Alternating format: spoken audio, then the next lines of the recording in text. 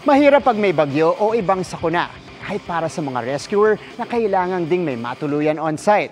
Kaya to the rescue ang isang pickup truck na kayang mag-transform bilang command center na may medical at weather monitoring, pati kusina at kama. Tara, let's change the game!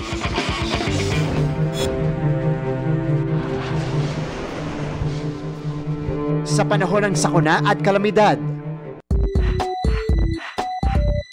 may all-in-one mobile vehicle na pwedeng maging kasangga. Powered by sustainable energy, kaya all goods kahit walang kuryente.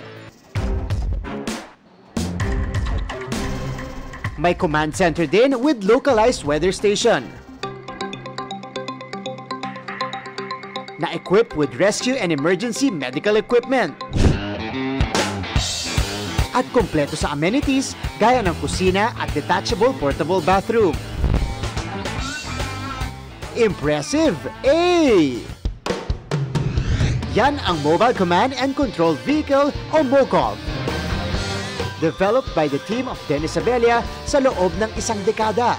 Isang disaster risk reduction at climate change adaptation technology ang MOCOV na binubuo ng isang trailer na nakakarga sa isang 4x4 pickup truck. This all started when Bagyong Yolanda happened back in 2013. The kind of vehicle that we created is a trailer system that expands and contracts and you could set it up in any location.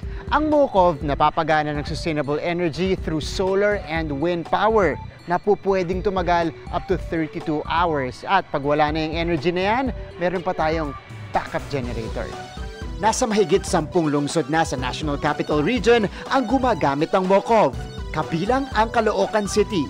Nagamit na namin siya ng 13 times wherein 12 planned event ng city and meron kaming isang incident, yung drowning incident namin.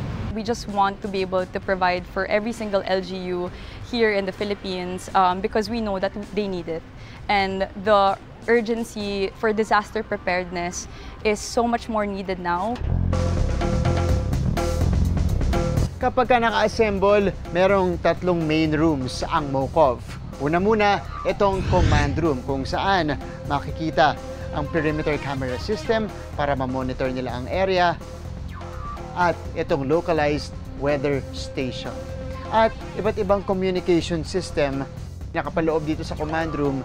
Ito naman ang kanilang sleeping quarters. Susunod naman, itong pantry area kung saan makikita natin ang kanilang built-in kitchen.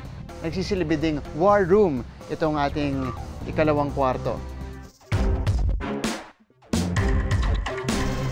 And the third and final room dito sa MOCOV ay ang rescue and medical triaging area kung saan makikita natin ang iba't ibang emergency at medical equipment.